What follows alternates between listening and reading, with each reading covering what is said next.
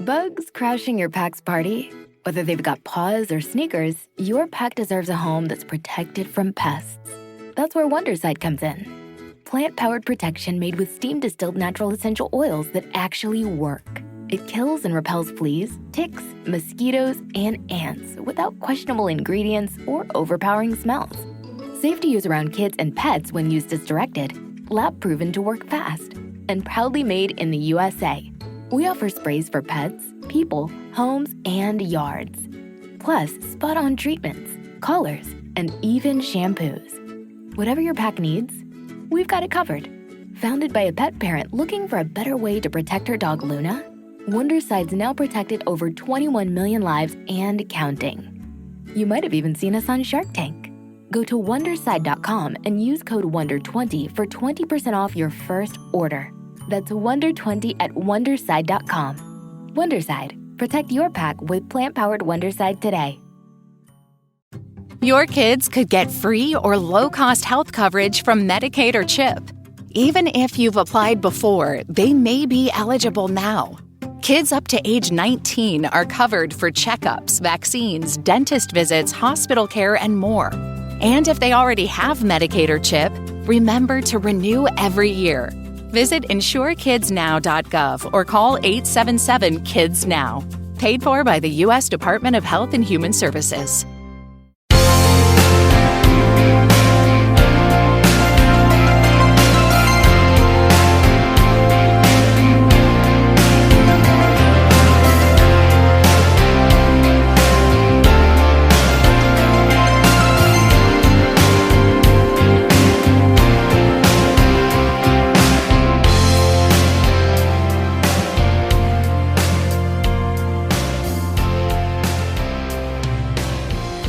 Yeah, Richard, you know what I find amusing is that somehow you didn't say you hadn't watched The Sopranos. You were just sitting there like, maybe I should watch it. No idea how angry my boss gets, and more every year. Now he's like at a simmering, boiling rage, but I do not watch anything past 1985. Oh, he's like, right. You have to watch. You have not seen Breaking Bad? No, why am I going to watch Breaking Bad? He's like, you gotta watch this stuff. I get that all the time about Breaking Bad, and I get it about The Wire. I bought the complete Wire on DVD, and then a friend borrowed it as soon as I got it, like the same day. And then she and her husband moved to California and took the DVD box set with them. Do you want me to find them? I mean, they do work in the film industry. Well, there you go. What are their names? Do they have SAG credits? Are they part of the guilds? I'm trying to remember. I think Jenny. I think Jenny might work with Rotten Tomatoes. Wow. I think. Never heard of them. What do they do? Ruin movies for everybody? And television. And television. You know, it's funny. Eh? I still don't understand how to use that site. I haven't tried all that much. Does anyone give a fuck about Rotten Tomatoes anymore? It's funny. They used to have the Rotten Tomatoes score on everything, and I think they're like moving away from it, which is good because like who actually cares about an aggregator site? Because it's a fucking aggregator site. It aggregates the reviews. It doesn't create its own goddamn reviews. Holy I just shit. don't understand. People do care because that's Yelp. Well, it is essentially what people want from the news. It's a headline. It's no information, nothing substantive, just a little blurb. General thing. It's like if you went on to Rotten Tomatoes, for instance, and the new Bond movie was at 75, you'd go, "Oh, this has got to be terrible." Because it's like you just want to know quickly. You want to go and see if something's like, "Oh shit, Malignant's at 17%." No. But 70, if it got a C, that's a 75%. That's 3 out of 4 people like that. And isn't it, what is it? It's over 75 and it's fresh, or over 60 and it's fresh? No, but again, if you've got a big genre, I'm not in a big genre, big franchise movie comes out and it's less than 88, that's like people hate this. That's Suicide Squad. The first one, not the sequel, the first one. Am I wrong? No, I mean, that was the whole thing. People lambasted, like, all those... I mean, you work for DC, so, like, you get it. Like, they lambasted those movies because of their Rotten Tomatoes score, which, by the way, if you can't have a conversation with someone about why you don't like a movie, and the only thing you can mention is it had a low Rotten Tomatoes score, what the fuck are you basing any of this on, then? It's just... Okay, but it's like, it goes back to my original, very compelling point of... He's gunning for a job, guys. These franchise movies, I mean, talk about that knows what is expected of it and is bending over backwards to deliver. So when these big franchise tentpole Marvel movie, Star Wars movie, James Bond movie, if they're not in the 90% zone, something has gone wrong. Suddenly you've got a Solo story or something. And I don't know, I didn't see it. Maybe that's great. Literally Suicide Squad, Justice League. Or Suicide Squad. Or it's like, wait, what? Like, okay, fans are rejecting this. Now, if I'm not a fan, I'm just a regular person, that, like, oh shit, maybe I shouldn't bother. If the fans hate it, now that's not necessarily logical, but that is how people think. It's unfortunate, is the way I look at it. I know you agree. Like, the fact that for some reason a score on a website determines my need or want to do something or watch a medium is just kind of counterintuitive to enjoying things in general. Well, it totally is. A buddy of mine once asked me for a recommendation of a movie, and so I gave it to him. And he went to Rotten Tomatoes, and I'm like, what are you doing? He's like, I'm seeing if other people like it. And I'm like, I just told you I like it. Why do you have to check consensus of the rest of the world? Like, you know, Cullen, when you say you like it, now it's like, let me see what normal people think. And I guess that's what it was. Over here. I gotta go, and then I got to go over. Cullen's over here. The rest of humanity's over here. I'm gonna be somewhere. Then you know. See, everyone's got their own. You know. I don't get it. If Cullen told me to watch something, I would watch it. And you know how I know that? Because on this episode of the Kulturecast, we're talking about a movie that Cullen suggested we watch. What movie is that, Richard? The Seventh Victim. Yeah. Which, hey, you know what? It has a 94% on Rotten Tomatoes, 63% audience score. There was a time on this podcast, I think before both of y'all times, maybe not Richard, but definitely Cullen, where I used to trot the Rotten Tomato scores out. Were you around for that, Richard? I vaguely recall that, right. But I don't know. I'm usually drunk when I do these. You and me both. Well, not drunk, but you know what I mean. Yeah, Richard, salute, as they would say. Salute. I got my can of seltzer. I went downstairs to grab that board game and I forgot to grab a drink. So hey, you know what? We're doing this one sober. Your kids could get free or low-cost health coverage from Medicaid or CHIP. Even if you've applied before, they may be eligible now. Kids up to age 19 are covered for checkups, vaccines, dentist visits, hospital care, and more. And if they already have Medicaid or CHIP, remember to renew every year. Visit insurekidsnow.gov or call 877-KIDS-NOW. Paid for by the U.S. Department of Health and Human Services. Bugs crashing your pack's party? Whether they've got paws or sneakers, your pack deserves a home that's protected from pests. That's where Wonderside comes in. Plant-powered protection made with steam-distilled natural essential oils that actually work. It kills and repels fleas, ticks, mosquitoes, and ants without questionable ingredients or overpowering smells. Safe to use around kids and pets when used as directed. Lab-proven to work fast. And proudly made in the USA. We offer sprays for pets, people, homes, and yards. Plus, spot-on treatments, collars, and even shampoos. Whatever your pack needs, we've got it covered. Founded by a pet parent looking for a better way to protect her dog Luna, Wonderside's now protected over 21 million lives and counting. You might have even seen us on Shark Tank. Go to Wonderside.com and use code WONDER20 for 20% off your first order. That's WONDER20 at Wonderside.com. Wonderside. Protect your pack with plant-powered Wonderside today.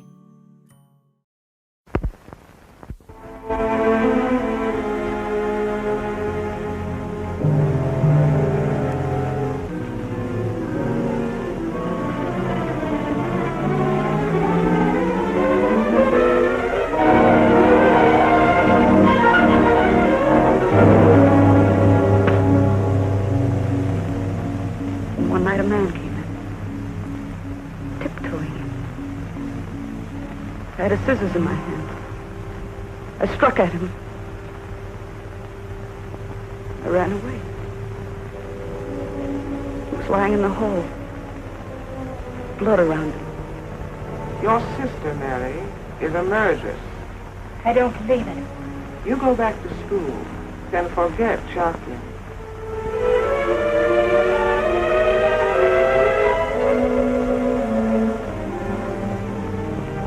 Drink. Drink it, Jacqueline. There's nothing else for you to do. They say you've got to die.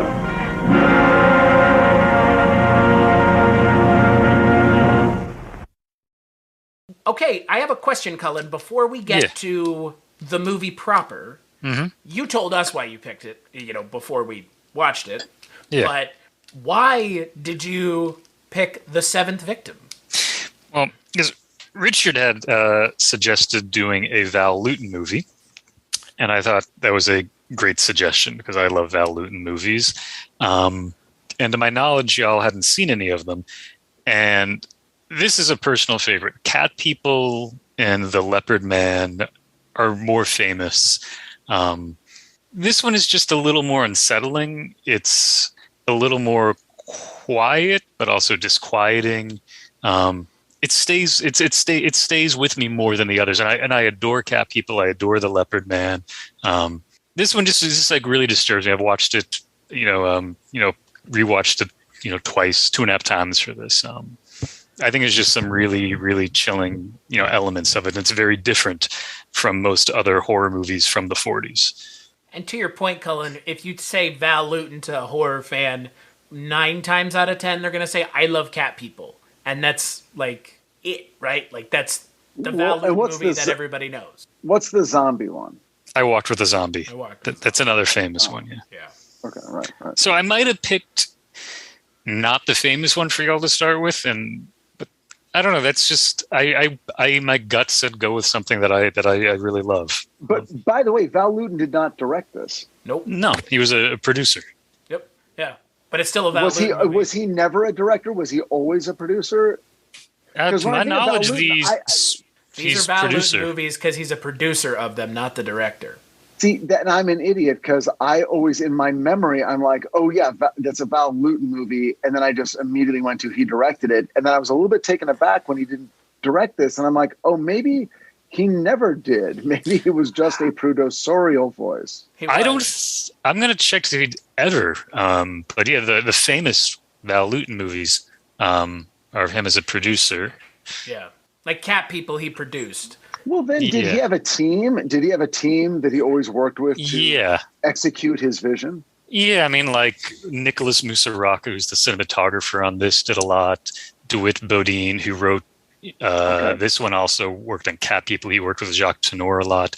It does look like he directed a short film documentary called The Year's Work in 1940, and that seems to be Val Lewton's only work as a director. But I mean, this is all an RKO thing, and obviously Val Lewton being, who he came from, David O. Selznick. So Val Lewton is I think he's one of those creative producers, less a line producer. Yes. Yeah. Because these movies all have a very similar vibe. Yeah. So did Mark Robson directed this movie. Did he direct others in the Val Lewton oeuvre? He did, and he also, I think he got his start as an editor because he edited Cat People, if I remember correctly. Oh, he did he did a lot. Oh my God, he directed Earthquake. This guy directed Earthquake. He edited I Walked with a Zombie as well. So. Oh my God, this guy directed he directed Valley of the Dolls. Yeah, he had a very long career. Peyton Place. Bridges at Toko Ri. I'm just reading off IMDb. I don't know any of that. Cullen, what I find interesting about this movie and the fact that you picked it is, for me, the movie that it evokes the most. Just on my, these first 2 watches again, I really enjoyed it, by the way. This is a fantastic pick because A, I'd never seen a single Val Lewton film. B, this reminded me of some movies that I really like, and now I can watch this movie without watching those movies in some respects. And And to your point, the nihilism on screen is, I really appreciate it. Because, nihilism's fun. But this movie reminds me of Rosemary's Baby a lot. Oh, I totally see that now. Yeah. And now I don't have to watch Rosemary's Baby, which is a great film. No, you do. Come on. I can't. Polanski is like the one. I'm sorry. Just do it. I've seen it, Richard. It's not like I've never seen it. Like.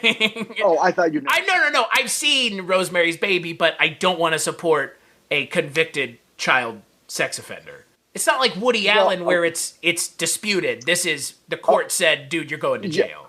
You're talking to a man who's sat here for 2.5 hours with you discussing Chinatown within the last 12 months. Yeah. So. Yeah, I know.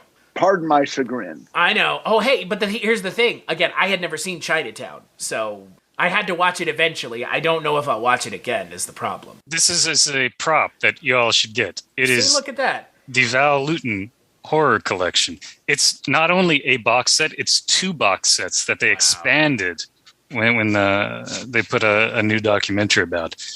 Are those DVDs or VHS? Yes, DVDs. Laserdisc. And what are the movies?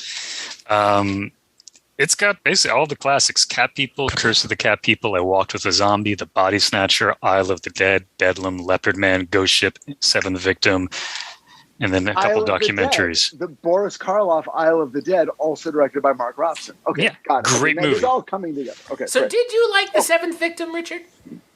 Did I like it? Yes, I did. I'm very glad. I was nervous. Now, but I do, and we're going to get into it, but I want to go back for a second. Now, I began playing Seventh Victim, and it plays with a commentary track. Sure does. Now I want to go listen to it on your server, but for a first viewing, I'm like, oh, I'm not. I should not do this, so I'm going to stop that. I'm going to go to Amazon Prime. I'm going to pay my $2.99 and watch it clean, which I did. And now we'll go back because I am very interested in what whoever that was had to say, because it sounded extremely detailed. Because like the minute the movie starts, it's like the information just starts like a fire hose, and I'm like, okay. It was probably the thing it's probably whatever Cullen has. Yeah, I that track probably exists. Cullen, how do you live in the place where you live? Like, what percentage of the space is consumed by DVD media? There's probably about 6 feet tall and like 3-4 feet wide of DVDs right next to me. And there's another shelf over on the other side. Your wife is happy with that. Yeah, my girlfriend is okay with this. You haven't asked about the records in the other room. I was about to say, Richard, you're not barking up the right tree if you want to talk about the plethora of things that our friend Cullen has. Or the fact that there's just guitars strewn all over the Cullen. And if recent events are any indication, there may be broken record players all over the place too. Yeah, no, I returned them. Cullen, when are you going to make this girlfriend an honest woman? When's she going to make me an honest man? It's 2021, folks. Cullen's asking the questions that need to be answered. Who's going to make Cullen Gallagher an honest man? Wow, that's we should just start our own podcast based on that. And we should start a podcast on how Susan made Richard an honest man. Oh my God, true. Susan pulled my soul out of the gutter, dusted it off. And started ordering it around, and I've never been happier. Before that, you were like Gene Brooks in this film, just wandering the streets aimlessly with a sullen look on your face. You know, I mean, it is a great movie. In that, I'm sort of thinking, okay, well, this is a genre. Bugs crashing your pack's party? Whether they've got paws or sneakers, your pack deserves a home that's protected from pests. That's where Wonderside comes in. Plant-powered protection made with steam-distilled natural essential oils that actually work. It kills and repels fleas, ticks, mosquitoes, and ants without questionable ingredients or overpowering smells. Safe to use around kids and pets when used as directed. Lab-proven to work fast. And proudly made in the USA. We offer sprays for pets, people, homes, and yards. Plus, spot-on treatments, collars, and even shampoos. Whatever your pack needs, we've got it covered. Founded by a pet parent looking for a better way to protect her dog Luna, Wonderside's now protected over 21 million lives and counting. You might have even seen us on Shark Tank. Go to Wonderside.com and use code WONDER20 for 20% off your first order. That's WONDER20 at Wonderside.com. Wonderside. Protect your pack with plant-powered Wonderside today.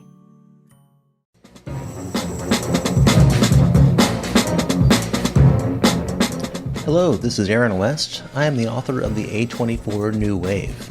In this book, I look at A24's output and I make the argument that we are in a new wave movement right now. A24 plays a major role.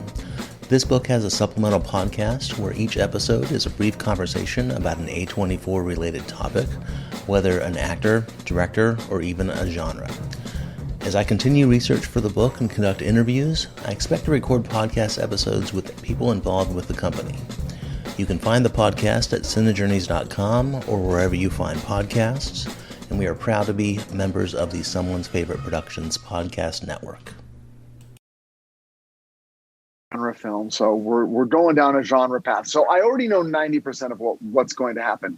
I was wrong, and it is the kind of movie that I kind of do want to immediately watch again, because at a certain point I'm like, oh, this is not about plot coherency or minute-to-minute logic, or even a sort of a conscious ego level human behavior logic.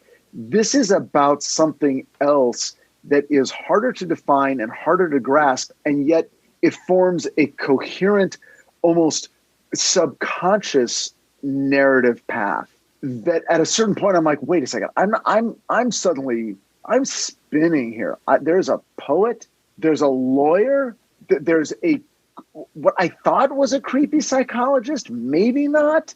The cult was not what I expected. The sister was not what I expected.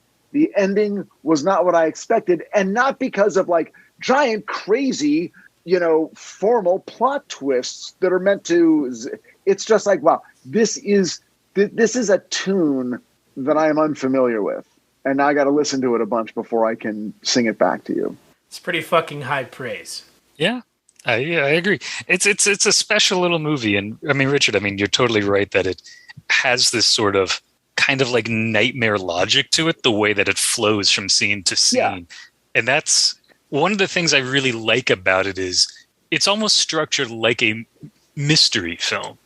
But I feel like a lot of mysteries, it's like, okay, especially at this time, you'd have like the detective who's sort of tough, who knows what's going on. But you have this young woman whose rug is pulled out from under her. Her sister's gone. She has no family. She doesn't know where the sister is. She has no money. She's in a new city. Everything is kind of frightening around her, but it's all seemingly normal.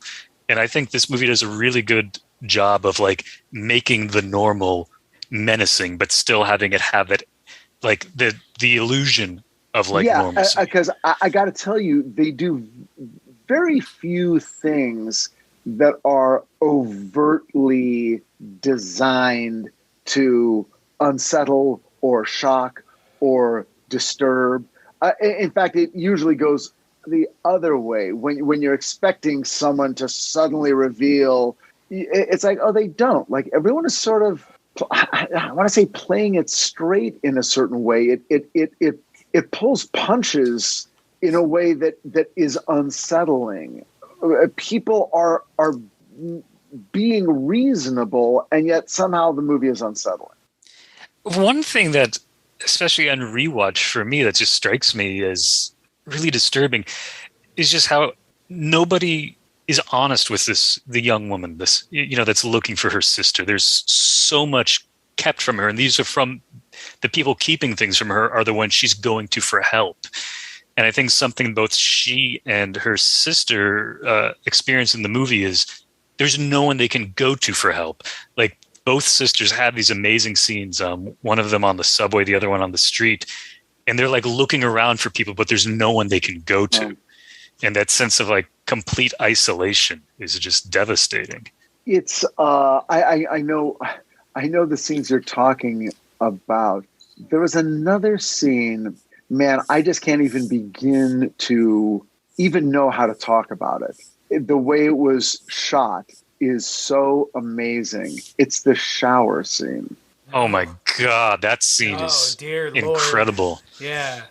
That image of, you're in the shower, you hear the door open, and you just see this this figure that's just like this shadow talking to you, like menacing. And she's just like frozen there in the shower. And then, yes. And it's so violating. But it doesn't go to a psycho place. It's just a conversation. No, and then the amazing scary. thing was when they go to the reverse angle, it's through the shower curtain. You can't see her face either. It's a scene between two people and you never see their faces until the very end when you see her, Mary's face. But to cut to a reverse angle through a shower curtain that reveals nothing is kind of amazing and counterintuitive. And it's super avant-garde. It really is. It's like, well, what am I learning here? What is happening? What's the point of all this? And it is a little strange. I mean, it is one of those movies that ends with a feeling of, wow, I don't know how I'm supposed to feel. Am I supposed to feel like that absolute last little scene, which is so strange? It's like, am I supposed to be happy? That's an understatement. Am I supposed to be like, am I happy for the woman going out? Like the sound we hear behind the door, well, we're pretty sure we know what that is. It's like, what? This is a movie. Like I'll look on first blush, if someone said, what is this movie about? I would say, this is a movie about, I want to say suicidal ideation, but I also want to say it's about an existential approach to life. It's like they make a big deal of that quote about running toward death and death running toward you. And yet Mary is given really interesting advice throughout the movie. And the advice she is typically given is, go live your life. Stop. Don't focus on this thing you're focusing on. Go live your life, up to and including the very first minute of the movie when she's dismissed from school because tuition hasn't been paid. And the assistant comes out and goes, hey, listen, you know what? Don't come back. Actually, I left. I was going to come. I came back temporarily. I've been here 30 years. Don't come back. Go live your life. Go find out what the world has to offer. Don't be. And she touches her arm. But basically, don't be obsessed with death. Okay, because it reminds me of Mothman Prophecies. Check your watches. Mothman Prophecies is about the same thing. It's like, you're either, get busy living or get busy dying. You're either be obsessed with the death mystery or turn away and go live life. Death will meet you sooner or later. I kind of feel like that was the theme or a theme in this movie. What do you think? I mean, the way I interpreted it is very similar. I took a little starker and darker of a... I just thought that the ultimate theme of the film is the emptiness with which I feel of my own life is hard to translate to others, and in being unable to do so, I am forever unable to be honest. And that's like, if you think about the Jacqueline character, like, she's really never able, like you said, Richard, able to be honest, and because she is never able to feel honest or be honest, she feels trapped. And because she feels trapped, like Cullen said with the isolation, both exterior isolation in the city and her own mindset, I mean, it drives her to this horrible but honest about what? Because my impression of that character was simply that she was someone who was sort of existentially empty to begin with, and then found her place among people who would encourage her down a road of suicidal ideation, hopelessness, and existential despair. But I never felt like she had more to offer. Like I never felt like we were missing something with her. Did I miss something? I don't know if you missed something. I just think it's a personal interpretation thing. I'm bringing stuff to it that's my own way of reacting to the way that character acts on screen. Yeah, I would agree with you, Chris, that I think I think she's a really interesting vessel that I think you can read in a lot of ways. I mean, for me, the Jacqueline character, I agree with both of you. I think she was goth as fuck and like kind of like idealizing these sort of, doom and gloom things because she's searching for some sort of meaning, trying to understand something. Lydia but from Beetlejuice. Huh? Lydia from Beetlejuice. Think about that character from Beetlejuice, Oh. and it's kind of in a similar vein. It's a lot less of a doom and gloom perspective, but the first time she's introduced in that movie, she literally goes, like, this house is haunted, I could live here. She wants to die. She's, wants to kill herself to be on the other side. Like, it's a little bit more of a, not happy, but pop culture-y way, but it's a goth aesthetic. It's been about 30 years since I've seen that movie, probably. So I got Lydia, as played by Winona Ryder, is sort of a goth icon. And it's a little, it's sort of like, I don't want to die. I just want to enjoy images and the notions of death and ghosts and the beyond. She comes to a happy place. Jacqueline is, and I mean literally when they're in that room toward the Bugs crashing your pack's party? Whether they've got paws or sneakers, your pack deserves a home that's protected from pests. That's where Wonderside comes in. Plant-powered protection made with steam-distilled natural essential oils that actually work. It kills and repels fleas, ticks, mosquitoes, and ants without questionable ingredients or overpowering smells. Safe to use around kids and pets when used as directed. Lab-proven to work fast. And proudly made in the USA. We offer sprays for pets, people, homes, and yards. Plus, spot-on treatments, collars, and even shampoos. Whatever your pack needs, we've got it covered. Founded by a pet parent looking for a better way to protect her dog Luna, Wonderside's now protected over 21 million lives and counting. You might have even seen us on Shark Tank. Go to Wonderside.com and use code WONDER20 for 20% off your first order. That's WONDER20 at Wonderside.com. Wonderside. Protect your pack with plant-powered Wonderside today. Hello, this is Chris Haskell from They Live by Film. For those that don't know us, Adam, Zach, and I, we built a podcast over the last 2 years that's a combination of film discussion from 3 very different perspectives, as well as industry interviews with the leaders in boutique Blu-ray and 4K community. We started with Deaf Crocodile, but over time we've been lucky enough to speak with Arrow Video, Severin, Mondo Macabro, Vinegar Syndrome, Radiance, Indicator, most of the OCN partner labels. It's been a blast. You can find us wherever you podcast, and also actually recently as part of someone's favorite production podcast network. We hope to see you online. And these cult members ultimately are encouraging her to take her own life, and she's so affectless. I didn't think she was affectless at all. What did you think? She looked fucking scared to me. Oh, because they're gaslighting her. To me, like, that was the scary thing, is they're telling her, like, you are as worthless, this is the only way out. You have to die. This is something that you want. And I think that's why she wanted to leave the cult, is because I think she wanted something. She knew this wasn't right. She knew this wasn't the path she wanted to be on. And I think she was just so scared, when they finally let her go, they say, like, okay, they're like, okay, we tried to give you the non-violent way, meaning like we tried to let you kill yourself, like putting the blame on her. And it's like, well, because you didn't kill yourself, we're going to have to do something for you. It's going to be one of these days, and you don't know when it's going to be. She's walking the streets of New York, and there is someone following her who we think is related to them, but we don't know for sure. And she just goes back to that apartment. She sees that other woman who's dying. I don't know. I just thought, she really touched me. It was like chilling. I'm just like, this person is just so scared and doesn't know what to do and feels helpless. And so to me, in a weird way, that actually felt really modern and contemporary with, suicide awareness. Just like someone who's at the end of her rope and she can't ask for help. She tried talking to like a doctor who wasn't that good for her, but disconnected from her sister, no family, no friends.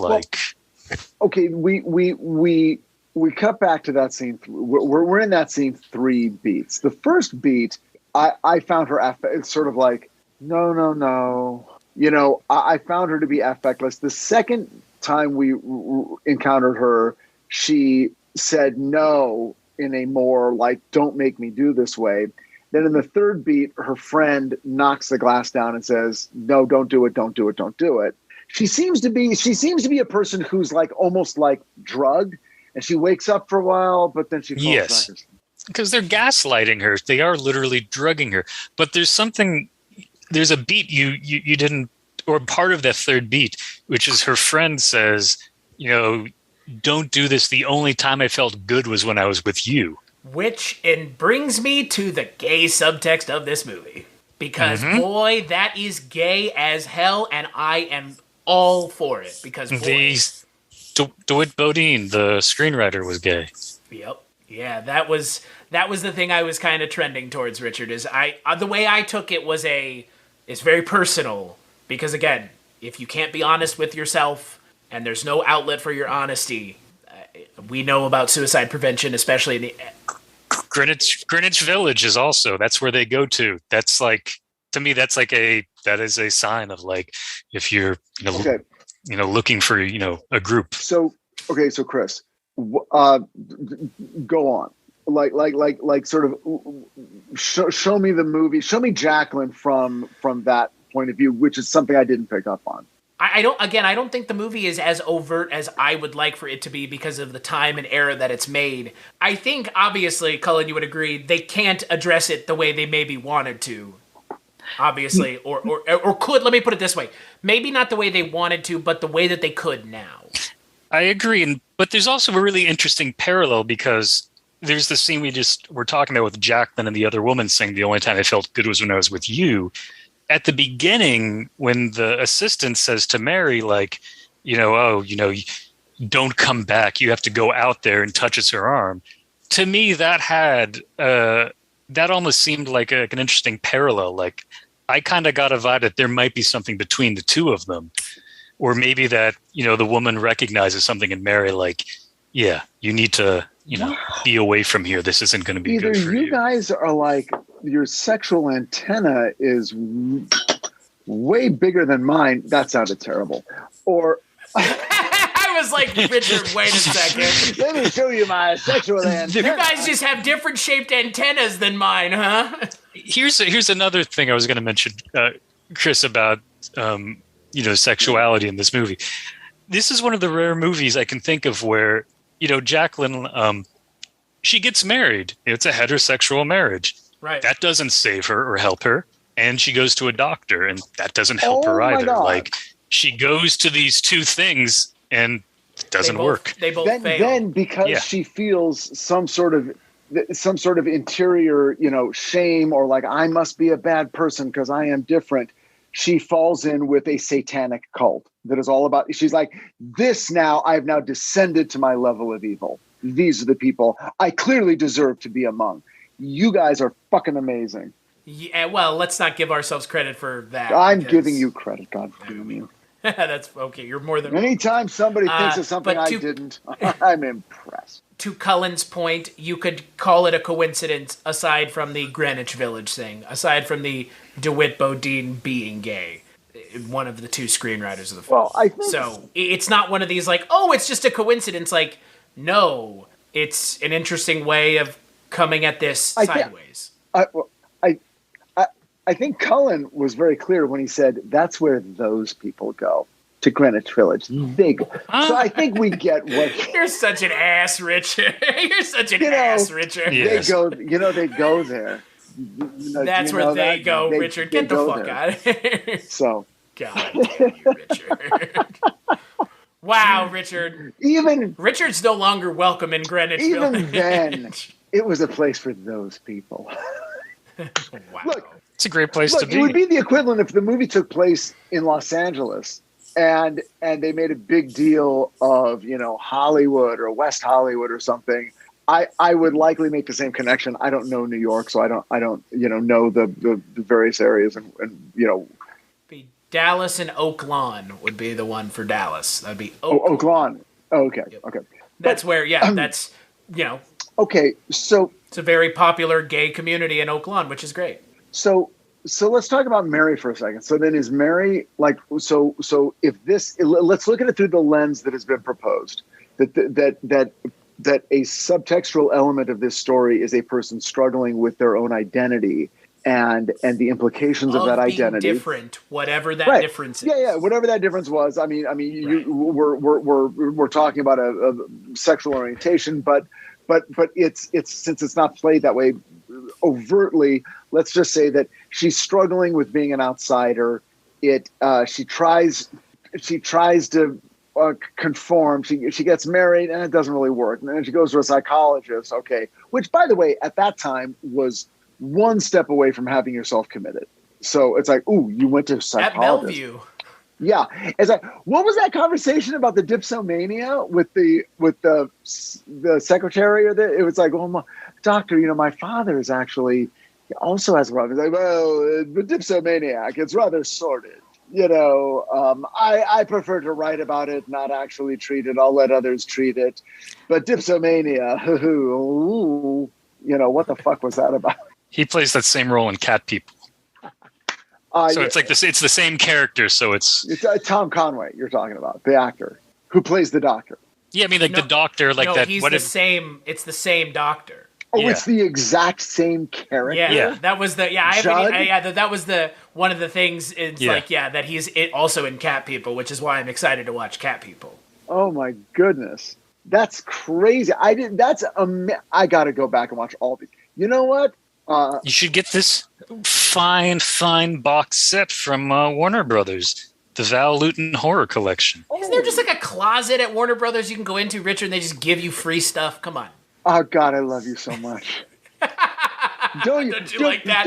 The assumption of that is hilarious. Based on Titans, don't you just get to walk on the lot and walk out with pretty much any part of their library or their memorabilia and with a wink and a nod? Yes, the answer is solid yes.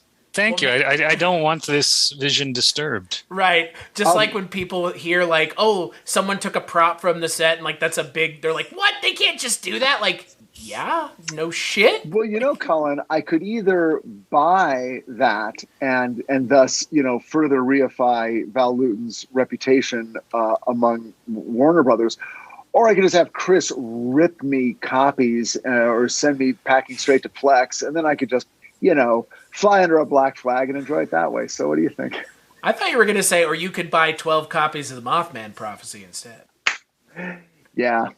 Well, one can buy the Mothman Prophecies and the Val Lewton box set. By the way, and not to bring up Mothman Prophecies again, check your watch. Have you ever wanted to dive deeper into the horror movies you love? Beyond the Blood is a horror podcast for fans who want more than just surface-level screams. We do deep dives into the movies that shaped us, digging into director commentaries, behind-the-scenes stories, deleted scenes, and the special features that most people skip. Each episode is a love letter to the genre. We break down how these films were made, the creative risks that paid off or didn't, and the lasting impact they've had on the genre as a whole. From 70s slashers to modern nightmares, we celebrate the craft, chaos, and characters that keep us coming back. If you're the kind of fan who rewatches movies with the commentary on, or you simply grew up in the video store horror aisle, the Beyond the Blood podcast was made for you. New episodes every single week. Subscribe, and let's dig deep. Welcome to the Beyond the Blood podcast. It's October, guys. You're allowed to, Richard. No one's going to say anything. Well, it's the beginning. Listen, okay. Now you've uncorked the bottle and the genie has come Go out. for it. It is October. Is this your wand again that you're talking about? Your genie wand? This is my sexual antenna. Oh, okay. Jesus Christ. Good. That's a good band name. Sexual antennae. Sexual antennae. Now opening for Velvet Hammer, sexual antennae. All right.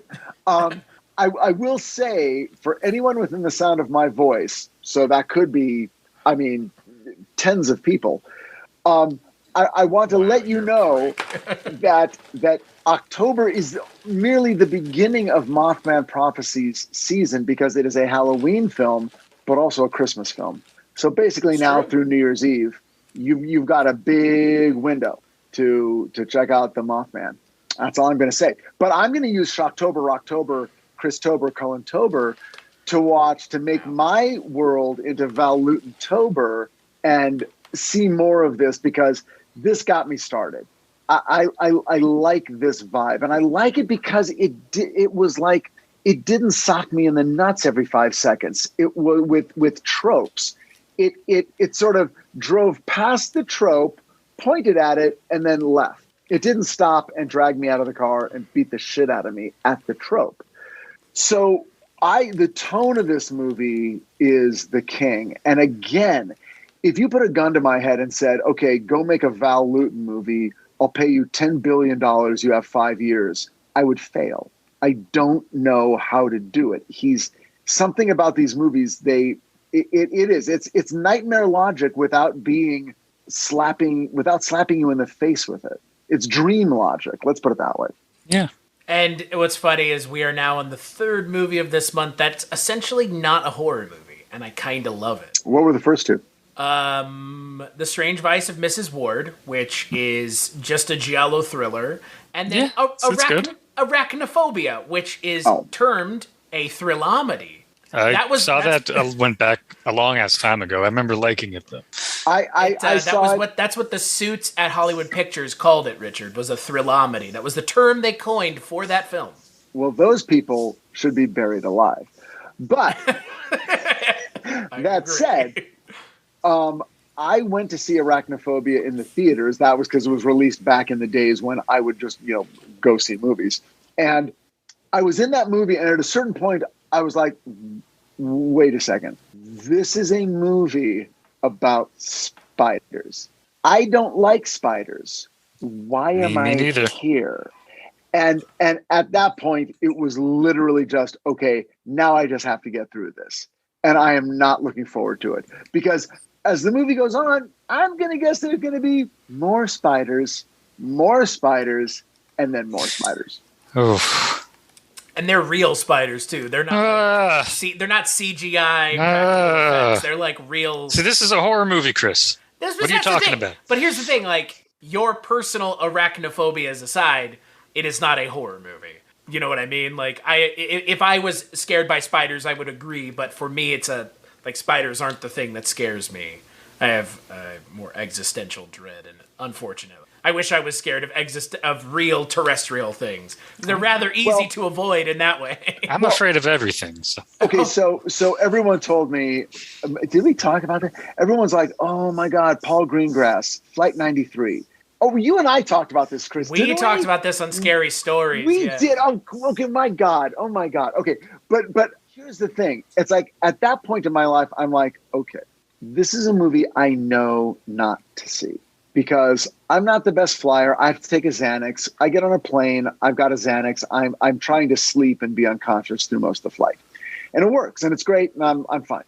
But it's like, oh, wait, the movie, you're on a plane, and then that plane crashes. And that's the end of it. I'm like, and meanwhile, the most horrifying thing in the world is happening to you in the last hour of your life. I'm like, God bless everyone involved in the movie. I don't need to see this movie. Yeah, I was thinking about that. I was thinking about watching it before you mentioned it the last time we talked. But then I was like, I've listened to enough. I listened to 2 audiobooks in the month of September about September 11th. I talked about it twice on Scary Stories. I think I'm done for right now. Yeah. You don't. I mean, again, no one said it was a bad movie. Everyone said it was a really good movie, but that doesn't, in a way, that makes it worse. Well, and the thing is, coming back to something like The Seventh Victim, I don't necessarily need a movie to annihilate me emotionally every time I watch it. But my God, what did they say to the studio head? I mean, I don't know realistically, maybe they didn't have to say anything. Maybe Val Lewton was super popular and made a lot of money. But how do you explain this movie to anyone as you're making it? And someone's like, I don't get it. What is this movie about? I'm designing the costumes. Can you give me a clue, Val? What does Val say?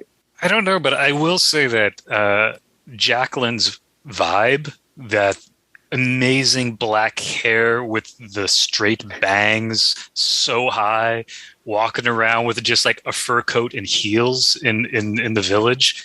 You see that person around today in New York. I was about to say, that haircut is out there, brother, in droves. I love her vibe. I think Gene Peters is fucking fantastic job. where she doesn't have a lot of dialogue or, action, but just like, I don't know. For me, I connected with her character. I think I don't know. There seemed to be something kind of like really deep and chilling and touching about her performance. I agree.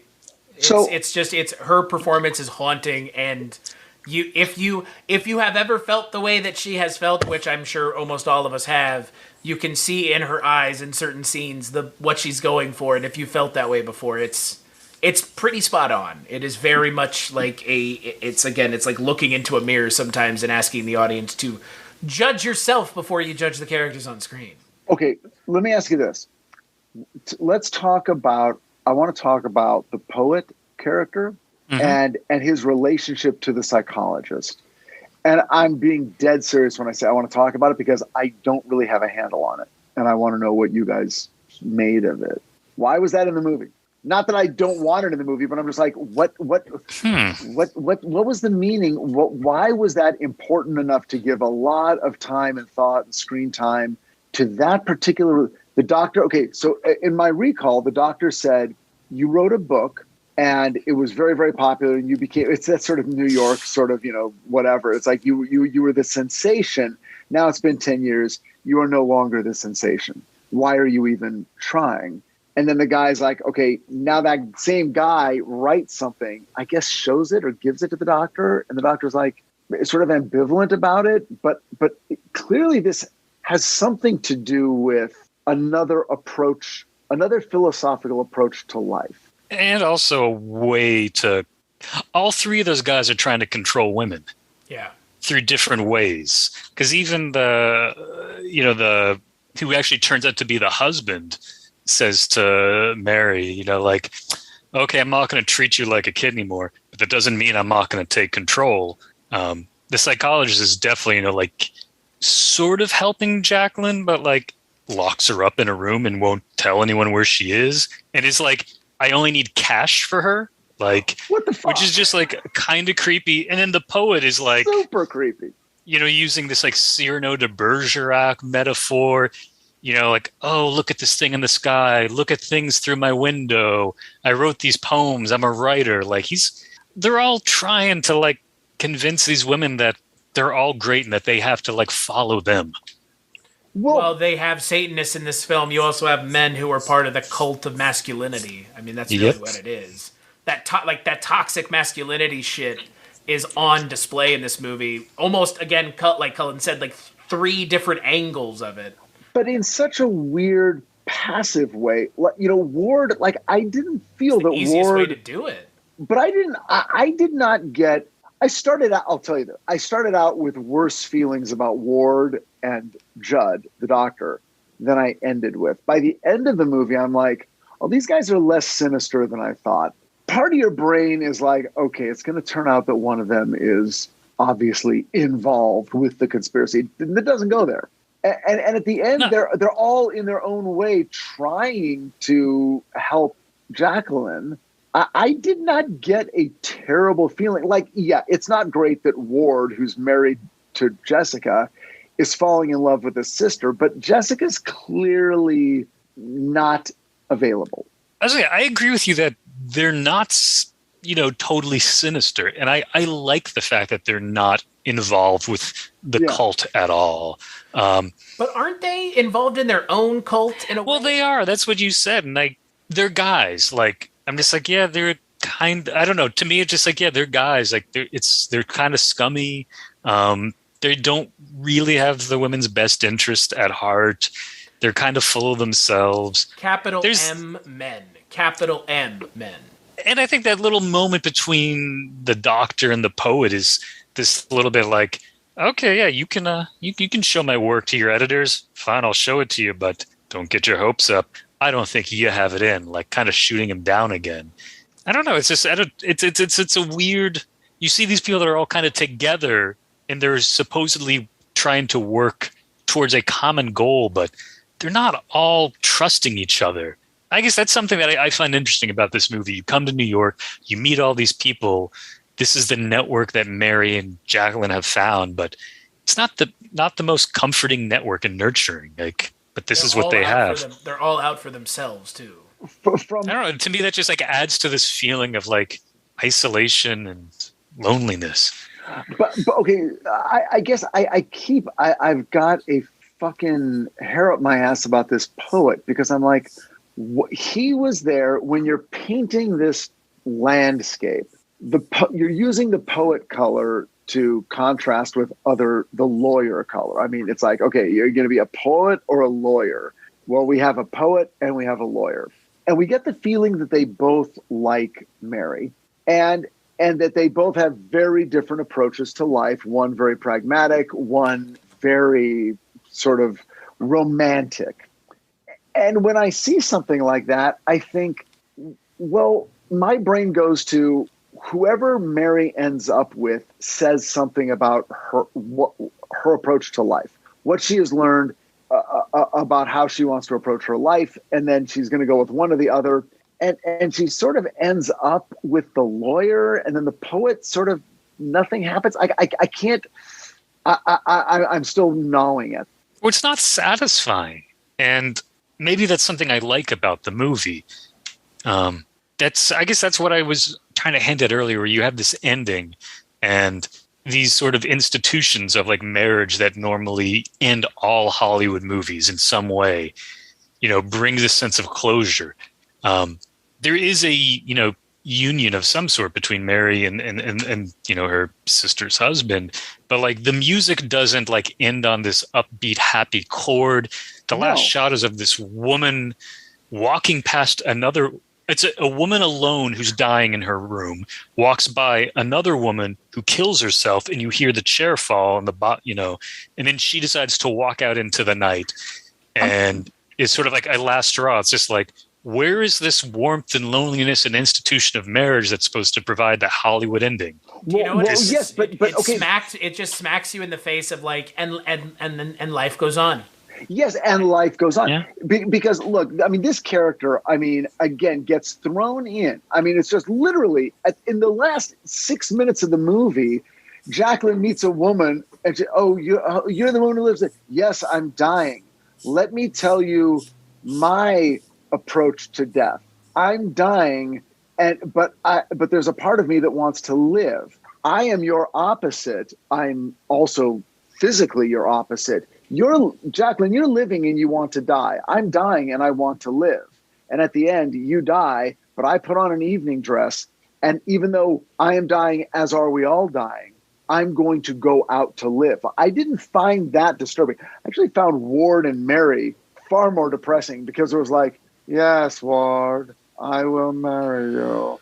I know she didn't say that, but it was sort of like, if we're supposed to be happy about that union, that Mary doesn't feel like Mary broke the surface and is now going to live a rewarding life. Well, and that's the question that the film ultimately asks the audience is, can you find the peace in death that you could not find in life? Because the question that you just asked, Richard, is do Mary and her sister's husband find peace or solace in the arms of one another as they believe they are going to do? That's why one of the reasons they're clearly with one another is because they care about the way the person treats them emotionally. And it's a pretty extreme question to be asking in 1943. Like, can you find peace in death? And that's the question that you don't get the answer to it because Jacqueline kills herself and there's no answer past that. Well, so the hope is yes. Somewhere in an alternate universe, there's a podcast going on, and the only thing they're talking about is that this movie came out in 1943 in the middle of a war when people were facing, as a nation, the existential threat of death at a very high level, and no end in sight. So in what way did this movie speak to those feelings? In a very abstract way, but that's always the most powerful way. That's a whole other conversation that I'm personally not prepared to go into because I'm not smart enough. Richard, you are smart enough. I think you just summed it up perfectly and eloquently, actually. Yeah. If you don't want to view it through the lens that Cullen and I were talking about similarly, that's a pretty good lens to view it through. For a 70-minute movie, I think it's remarkable how many different ways you can read what's going on and the amount of depth that it's achieved. And to think that this movie started as a film about an orphan caught in a murder plot, and that's where we end up here. It's a complete 180 from where we have this film and this script starting out. So yeah, I'm dying to listen to that commentary track. Yeah, I know, me too. I know, I'm right there with you. Like, my hope was that I was going to get to watch it 3 times, but then I realized if I watched the commentary track, I would probably be copying stuff from it that is unfair because it wouldn't be my original idea. Cullen, under your left hand. Yeah. Yeah, that is Yeah. the... I'm sorry. Okay. So that's the Val Lewton box set. Okay. All right. Yeah. And it's got 9 movies. Okay. Well, like I said, I know what my Shocktober is going to be all about now. So speaking of that, let's go around the circle. Cullen, Richard, skip it or watch it? Watch it. Yeah, definitely watch it many times. Watch it as well. And you mentioned Shocktober, which is what Mike calls this month over at the Projection Booth. If you've never listened to that show, I kind of had hard to believe, but go listen to that show. It's a great show. Yes, and Cullen's on there, and Richard's been on there as well. I wanted to ask you guys, because we rarely get to, not talk about ourselves, but talk about things that we like. Since it is October, and it is the Halloween season, I wanted to ask you both a couple just minor questions about the Halloween season that maybe you've never been asked before. And I want to start, we'll just throw this question out there, and whoever has a more, answer that they're so passionate about. What is the absolute best candy to eat at Halloween? Hey, look at Richard's face. I wanted to get Richard with one he did not expect was coming. Did not expect that. I'm not a big candy person. Cullen, come. I'm a Candy pie guy. Chocolate? Oh man, okay. Whoa. But here's the question: do you like something that you could eat handheld that's not pie that is sweet? My mom will send me for Christmas like chocolate covered, like pecans. Okay. And that usually lasts, a little bag lasts me about 6 months, 6 to 7 months. Actually, wait, I think this year it lasted 8 months. That's I wouldn't have lasted inhuman. A day in my house. Cullen, not okay. Not okay. Richard. Yeah, I'm not a big candy fan, so I feel ill-equipped to answer this. Well, I feel very equipped. Sweet. Wow. Look, the best candy is the $100,000 bar, and there's no question. I will not be taking questions at this time. Interesting. That's an interesting pick, Richard. That's interesting. Now I like candy, and I like candy bars. So I mean, I'm like, some people are like, oh, the Hershey's special dark, that's my go-to, and Crackle's not as good as Nestle's Crunch. I like them all. I like the Almond Joy, I like the Mounds, the Baby Ruth, the Milky Way, the Butterfinger, the Three Musketeers, the much maligned Three Musketeers I can enjoy. I can rank them, but there's very few I won't eat. That's fair. I mean, a candy bar when you're really hungry, there's something about it, right? That just, like a Snickers, if you're really hungry, it does kind of hit the spot. Oh, even if you're not hungry, I don't give a shit. Well, yeah, sure. It'll make you. There'll be times when I'm like, I'm not hungry, but I know if I have some of this candy, I'm going to want more candy. And that always happens. Chris, what's yours?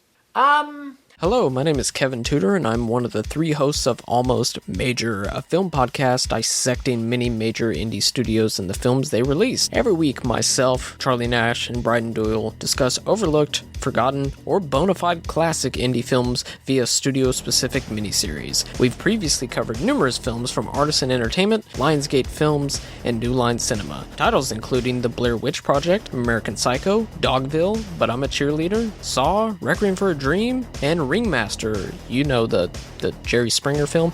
Anyways, we have a fun time every week, and we hope you will join us. Subscribe to Almost Major wherever you get your podcasts. Now proudly a part of the Someone's Favorite Productions podcast network.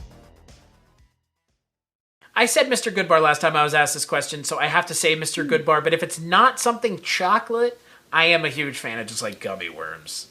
Sour gummy stuff, I don't know. What's in a Mr. Goodbar? Just chocolate and peanuts. It's literally a Hershey's bar with peanuts in it. That sounds simple. Good. It's so simple because it's essentially like an M&M bar. That's the way I enjoy it. It has the scratches that same edge of like a peanut M&M. Like it's kind of in that same wheelhouse. Now in the neighborhoods, I'm not even sure what I'm asking because Cullen, I know you live in New York in a building. I mean, so you have no interaction with trick-or-treaters. Is that correct? Or am I? Correct. In my old neighborhood, when I lived in Park Slope, you would see kids out in the afternoon and they would mainly go to stores. I love that. I think there were some houses that had children that, would make it clear that you could come trick-or-treating there with like decorations. But again, it was like all during the day. And I think people sort of knew what houses you could go to. No one ever rang my buzzer. No one ever came to my building there. Well, you were. And now I live in an. Yeah, you weren't laying out the Halloween carpet for them, so they knew. Okay, I don't see a little paper ghost. I don't see a bunch of lights. We'll move on. Easier prey. Yeah. Yeah. Stachiw. Nothing here, man. Nothing in your neighborhood. Kids don't come around. No, why not? What's the problem? No, because my neighborhood is a neighborhood where there like aren't a lot of kids, and it's a dead end. Like it's a dead end street. It's a weird street that I live on. Let's just put it that way. Okay. It's not like a cul-de-sac. It's like if I were to explain it to you, you drive down my street, it dead ends, and then you walk 6 feet, and there's another street there, and there's more houses there. It's fucking bizarre. Okay. I think we're talking the same thing. If you picture a suburban street off of a major, like sort of a major thoroughfare, then a street that cuts through a suburb, okay? The minute you turn onto that street, if you hook a very sharp right turn, you go down an angled cul-de-sac, and that's where I live. But you could easily miss it and just go deep into a suburban neighborhood. Here's how Halloween works. People drive to our neighborhood to do their trick-or-treating. They come in from other neighborhoods that aren't as good. Wow. So you live in one of those neighborhoods. In one of those neighborhoods. But here's the twist, though, is that they always miss our cul-de-sac. So there might literally be 1,000 kids up and down and up every street and up and down. And we're just this little cul-de-sac that they just don't even look. And it's angled so that even though I decorate my house with lights and stuff, if you stand at the mouth of the cul-de-sac, because it bends, you cannot see my house. And it just looks dark. It looks like, oh, fuck it. Nothing's going on there. Just go down, get the good bread in the middle of the loaf. Don't take the heel, And so we sit there every Halloween with ghost pirates and lights and gravestones. And we're looking around. Richard dressed up like Kolchak in the front lawn. I'm just as literally, Kolchak, Or the one year that I told you with the big dark eyebrows and the big mustache, because I'm like, everybody knows Groucho, and anyone who saw me went, Borat. Oh no! That is amazing. That's so sad. I'm sorry, dude. They didn't question why you were wearing a fucking black suit. They were like, it just makes sense. Why does he have a cigar? Why does he have glasses? He's Borat. He's just very confused about what Borat looks like. Jacques Jamesh. Yeah, right. Oh my god, that's amazing. Oh man. Yeah. So we have a good time on Halloween, and we usually have a couple, some couples over, and I make some Halloween drinks, but we don't get like other streets get. It's just like 3 solid hours, and just buckets of candy, just boom, boom, boom, boom, boom, and we're lucky if we get rid of 1 bucket of candy. So the other question I wanted to ask, and we'll see where this one goes. What is one movie you watch at Halloween? Now, I'm not asking your favorite horror movie or anything like that, because that's too hard of a question. I've realized that that's a bad question to try and ask. What is 1 or 2 movies that are in your Halloween rotation every year? And I know the 3 of us have to have some, given that we are fans of those genres, and I've never asked you, Cullen, but I know Richard and I are fans of Halloween. I would assume you are as well. The holiday? Yeah. Yeah, no, I love the holiday. Okay, I'm just making sure. I love horror movies. I always tend to use Halloween as a time to see horror movies I haven't seen before. Oh, that's fair. I don't have a constant rotation. This year, rewatched Haxan, which Lauren hadn't seen before, and it's still a bonkers movie. Have you all seen that one? That's is that the one about the haunted VHS tape?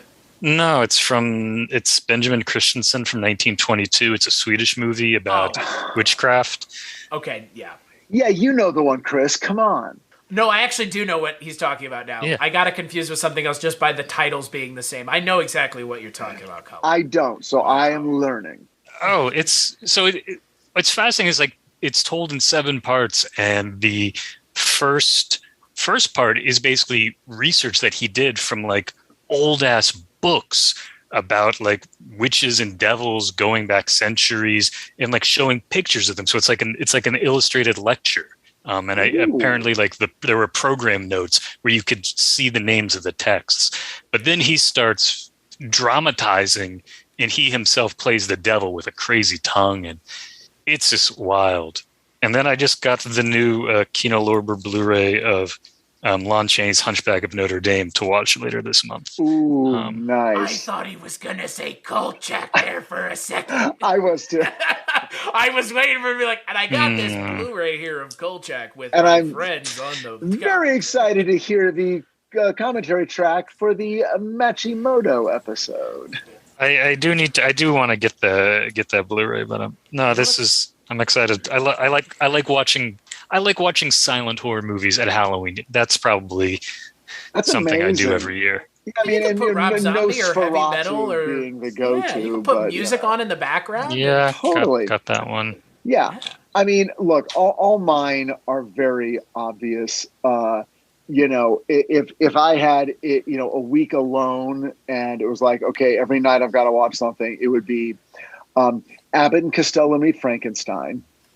Good one. And then I would easily and happily indulge any Universal horror film. So just, toss those in. But then after that, it would be the movies of my high school years. So it would be Ghostbusters, John Carpenter's The Thing, American Werewolf in London. And then with detours to Todd Browning's Freaks, Night of the Living Dead, but I mean, again, none of these are movies that are like, ooh, that's a hot take. It's like, yes, of course, these are the movies, I love how you're like, none of these are things that people don't already like. Like, that's okay. I mean, it's like you grew up at a time, Richard, where you got to see the shit that we like when it came out. Like, that's mind blowing. I saw Ghostbusters when I was 8. You saw it when you were in high school. Oh, like. You saw it at 8. I saw it on a date. Yeah. That's the It's a good date movie. It's a great date movie. Are you kidding? Especially when Dan Aykroyd gets that the avalanche ghost of blowjob pussy that I got after that movie. Unbelievable. All that Jennifer Runyon at the beginning is really what does it. God. What about you, Chris? WNUF Halloween Special is a good one. That's a movie that is meant to be a found footage VHS of a Halloween special from the late 80s. It is a lot of fun if you've never seen it. It's totally up your alley, Richard. I gotta see it. That sounds amazing. It's been on my list. I gotta WNUF Halloween Special. Yep, it's a good one. We did an episode on it a couple years ago. I got to talk with the director, Chris LaMartina. Great guy, great movie. Sequel coming soon. Another thing that I am absolutely obsessed with and watch every Halloween is Ghost Watch. That movie is great. Yeah, Ghost Watch is absolutely one of the greatest, found footage, kind of real-ish things. Ghost Watch is great. No, is it scary? Is it funny? What is it? It's its own thing. But is it okay? Would Dashiell like it? Yeah. I'm trying to think what else. Hocus Pocus. My wife brought me around on Hocus Pocus finally. Look, I enjoy it. I'm not going to sit here and tell you that I still don't find Bette Midler's performance grating, but I get that that's the point. And Halloween Town. I mean, Halloween Town for me is something that I grew up with.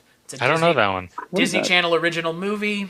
That's why I don't know it. It has Debbie Reynolds and Kimberly J. Brown in it. Debbie Reynolds, I'm sold. Debbie Reynolds in it, right? Hell yeah. And Judith Hoag as well. So I'm a huge fan of Judith Hoag as someone who grew up with Teenage Mutant Ninja Turtles. So Halloween. I mean, that's kind of an interesting gamut. I normally try to watch The Exorcist as well. Something you and I will be talking about rather soon, Richard. Well, we didn't, and we already talked it. Well, we talked around it, but now we're going to talk about it. But okay. and I think for me, the thing that I always do on Halloween is I watch Halloween on Halloween, and that's a good tradition. Yeah, and like it's the one I will tell you that I'm not the biggest fan of Halloween. It doesn't speak to me as a horror fan the way I know it speaks to a lot of people. There are other movies in the oeuvre of slasher that speak to me more than Halloween does, but that's the movie you being me watches on Halloween, and that's just, I don't know, that's the way it is. You know, movie I'm really psyched to see this Halloween season, Baby Oopsie.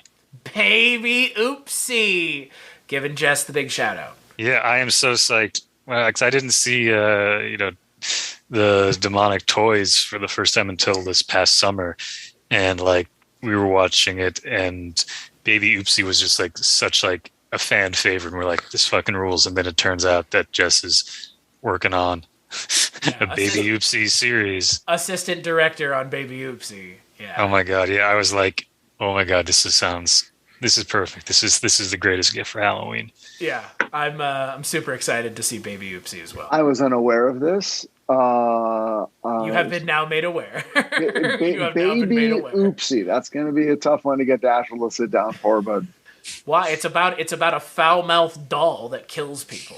Oh, thank you. That's all the information I need. What it's like, if you have a hard time selling your son on that, it's because you didn't describe it the right way, not because it's not geared towards the trauma / just gorehound / weirdo horror fan and all of that. Speaking of murdery dolls, and Richard, you mentioned Todd Browning. We also rewatched Devil Doll last week. What is Devil Doll? Is that Todd Browning? Yeah, from mid-30s with Lionel Barrymore plays a Devil's Island escapee who the guy who helps him escape but passes away figured out a way to shrink people to be miniature doll sized, but you can control them with your mind. So, of course, Lionel Barrymore dresses up as a grandma and uses these dolls to get revenge on the associates that, sent him to prison. Wow. Okay. That sounds. Did you just say? Sounds pretty dope. What did you just? When you said he dresses up like a grandma, I was very confused. This is Todd Browning. Someone let this guy make movies. And the world is a much better place for it. I love Todd Browning movies. They're twisted and warped. That's I don't know. Is what is? I mean, I guess my last question is: do you guys have any Halloween traditions? Like we kind of talked around it a little bit. You talked about it, Richard. Yeah, I try to take some time for myself just to stare into the dark sky and communicate with whatever the absolute most mournful, grief-filled part of my soul is, and gives me, if not happiness, a feeling of stability. And then 2 days later is my birthday. Yeah, I was about to say. And then the kicker. What about you, Cullen? Any traditions on Halloween? I normally really look forward to Spectacle's Shriek Show, which is their horror marathon at the Spectacle Theater here in Brooklyn. I don't know if they're going to do it this year. Last year they did a virtual one. And this year they haven't announced whether they're doing either in person or virtual. So it just might allow me to catch up on some of the movies from past Shriek shows that I didn't make because sometimes it would be like a 12-hour movie marathon, and you might miss one or two. But I like that name, Shriek Show. It's a good one. How about you, Chris? So that's the weird thing. So my wife's birthday is very close to Halloween, similar to yours, Richard. So we kind of just lump it all into its own thing. So normally we're celebrating my wife's birthday, and then we watch Halloween, normally cook dinner, hang out at the house. I don't know. It's just try to be chill on Halloween, because, I don't know. I think we all need to be chill. Yeah. We all need to chill out. This month, the way this month has been trending, by the end of this month, I hope that, I'm able to still chill out and I've not lost my mind completely. So What do they say about, I don't want to be one of those people that says it, but Mercury is in retrograde right now. Just gonna say it. Everyone's talking about it. Literally, I've heard that 75 times in the last week, and I believe it. I believe it too. October when does 18th, by the way. Thank you. That's when it... Okay. Yup. Well, that's only another 12 days, you guys. Come on. Who can? Right. It's just 2 days shy of 2 weeks. So what could happen in the span of those? Yeah, look at Richard's eyes. Yeah, that's what I thought. I was told that what it means is frustrations, roadblocks, you're kind of stuck up to your knees in tar. But what have you heard the meaning of Mercury in retrograde and the effect it will have on you? I've heard it's just it makes people feel despondent and you're essentially what you just described. Like what I have heard is what you just said. Again, I on a recent episode of Scary Stories We Tell, I took astrology to task in a way, and I've come out on the other side more of a believer than I was beforehand. But again, it's also a lot of just it's coincidence and vagaries and some predictions that could be taken multiple ways because they're open-ended. But at the same time, I'm just going to go out on a limb here and say this October has already presented itself to be not great. So who knows if Mercury being in retrograde means anything? I will say this. I've never been I'm open to a lot of weird things, and I believe that weird things happen. Astrology has never been my thing. Then I began to read about there were certain people who I more or less respected in the field of parapsychology and those studies, who started coming out on the side of astrology, and I'm like, oh, come on, I can only go so far. Don't make me back you up on this. However, I will say this: astrology makes no sense at all. It makes sense, and it works, and it happens. Right. In the same way that paranormal phenomenon makes no sense. None of it makes sense. There is in 100 years and in 2,000 years, there are still no truly coherent theories as to what's happening, but there's a plethora of evidence that shit is happening. I don't doubt the evidence. And there are rules to explain all of this stuff, and yet it is impossible to explain. Close Encounters of the First Kind, or how we've characterized this, and it's like, what in the actual fuck are you talking about? Right. It's like stuff happens, but we do, it is maddening. People have precognitive dreams. They just do. There is no way to explain it. There's no way to create a theory about why or when or how, except that it happens. I know it's all anecdotal because they're dreams. People have precognitive dreams that come true. Yep. And if you accept that, then you're in a tough philosophical place, because now you're in a place of going, well, the world I live in makes no sense. And a lot of the assumptions I make about the way life must be aren't always true. And that's why most people don't spend a lot of time thinking about this shit, because you can't immediately leapfrog to another destination philosophy that it's like, well, the previous paradigm doesn't make sense, but here's how the new one does make sense. And if anyone says the new one does make sense, they're lying, because it doesn't. And then those people are fooling themselves. So now you're like, okay, the only way I can live is with 1 foot on the dock and 1 foot on a boat that's moving back and forth and could pull away at any second. That's an unstable place to be. And no one wants to go through the other 99% of their life in that philosophical stance. So you just either A, call it bullshit, or B, just don't think about it and try not to think about it and just go on with your day.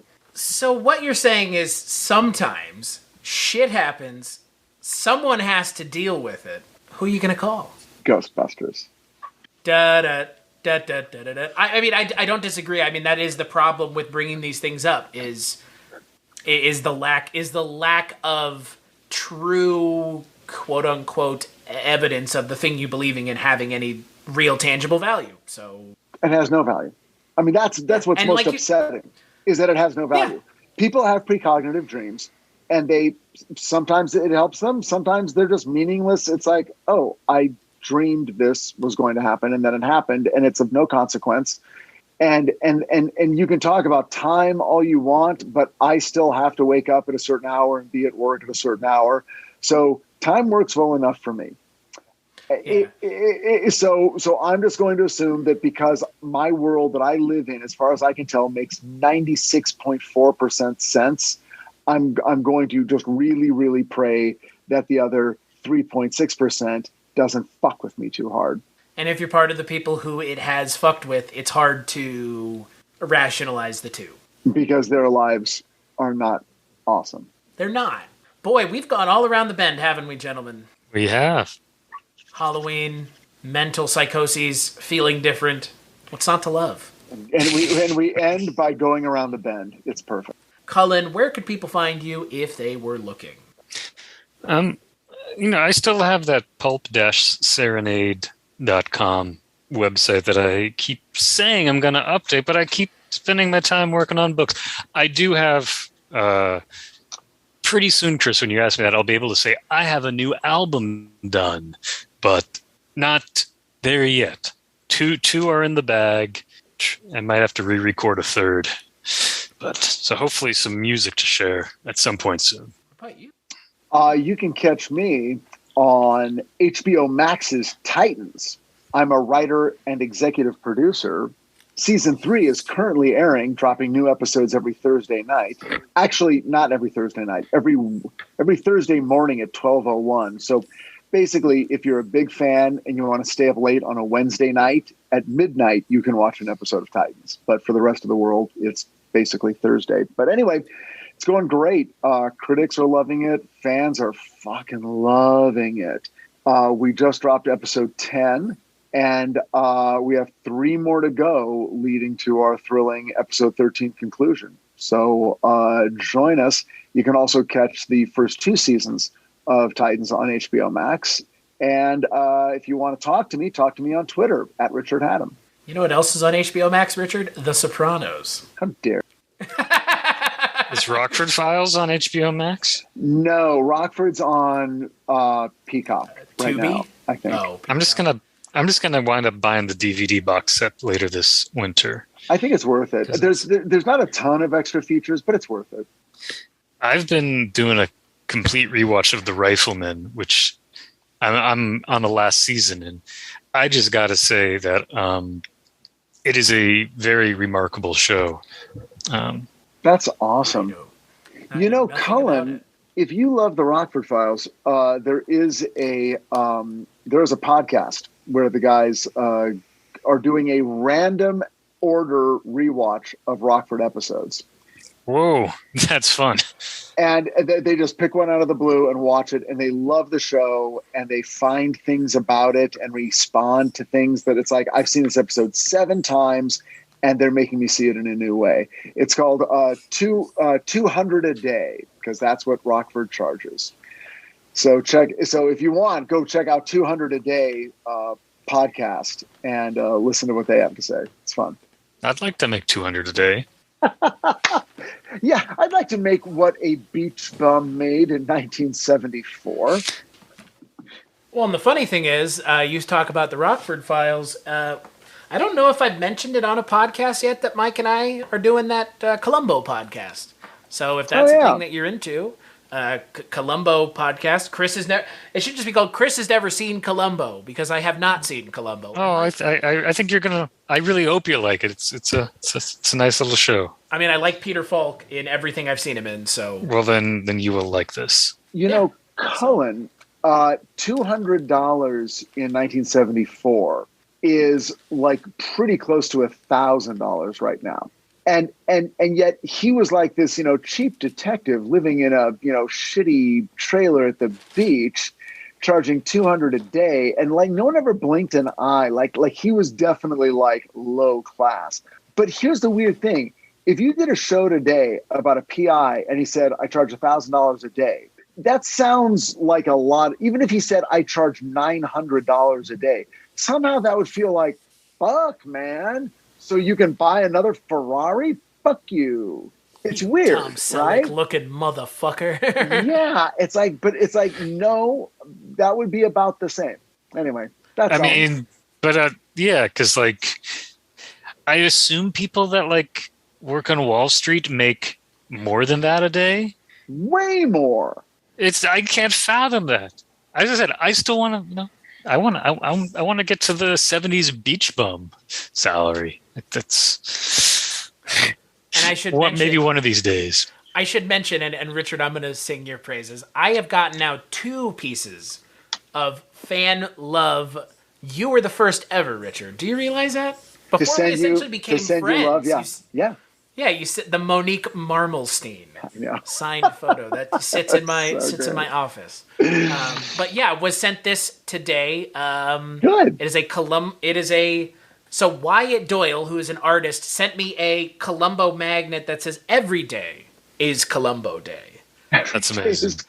Just because he heard that we were doing a Columbo podcast. So thank you so much. And if you like that, then, and I know you guys intermittently listen to the Gilbert Gottfried podcast, but Kevin Pollak was on recently, who famously does a Peter Falk impression. Like that. That's almost how he became famous, because he can also do it was his walk-in. No, it was because he could do the eye. He would go on Carson and he would talk. He would do the Peter Falk, and he would have one eye steady and the other eye bouncing back and forth. And Carson would fall out of his chair. It was amazing. You can probably see it on YouTube. But like a week ago or so, I was listening to that episode, and Kevin Pollak started talking about Alan Arkin, who was Peter Falk's co-star in The In-Laws, greatest movie ever. And he starts telling a story. He's like, well, I knew Alan Arkin and blah, blah, blah, or I know him and blah, blah, blah. And then he starts doing an Alan Arkin impression. And I swear to God, I thought they'd gone to a clip. I'm like, wow. Because no one does an Alan Arkin impression. And he started talking like Alan Arkin. Schmendrick, you mean? That was good. But it went on. But it went on because he was now telling a story about how he got The In-Laws going. And he was like, the way Alan tells it. And then he started telling it like Alan. And the story went on for 4 minutes. And he never broke. And it never didn't sound like Alan Arkin talking. I almost had to pull over. It was first amazing and then just fucking hilarious because it is exactly Alan Arkin. So I will recommend the Kevin Pollak episode of the Gilbert Gottfried podcast. Specifically, they're all good, but that one, for that reason, was amazing. Hey, man, Columbo and Kevin Pollak. I guess I didn't know he could do a Peter Falk. I've only ever seen. You should try and get him to come on the show. Yeah, I mean, at this point, if we're doing a Columbo podcast, I mean, you probably could. He went on Astonishing Legends. He knows those guys. Back to the topic at hand. As always, you can follow this podcast at Kulturecast.com. Patreon.com/Kulturecast is where you can go to donate $1. Thank you to all our Patreon supporters. Richard and Cullen, thank you for joining me as always. Cullen, thank you for programming yet another great film. I don't think you have any more for the end of the year, so you knocked them all out of the park. Oh, thank you. And for this one, thank you, Richard, for suggesting Val Lewton. Oh, thank you. We hit the mother load of gold this time out. I was going to say we could have watched Cat People and we didn't. So yeah, I'm glad we watched The Seventh Victim. And as always, make sure to catch us on the next episode.